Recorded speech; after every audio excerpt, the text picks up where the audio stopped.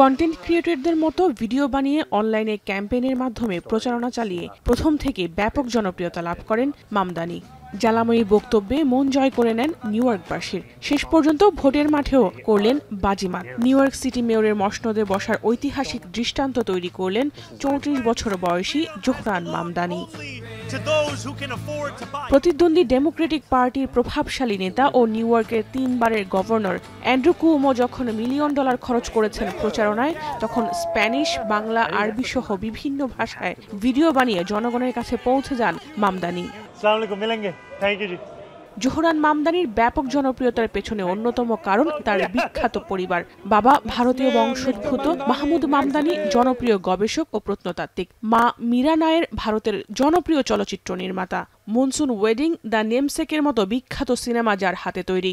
1989 সালে উগান্ডায় তাদের দুজনের প্রথম দেখা এবং এর 2 বছর পর বিবাহ বন্ধনে আবদ্ধ হন তারা। একই সালে উগান্ডার কাম্পালায় জন্মগ্রহণ করেন মামদানি। वर्कर्स मुश्किल से अफोर्ड कर रहे हैं रोटी, कपड़ा और मकान। मैं ये सब बदलने के लिए लड़ रहा हूँ।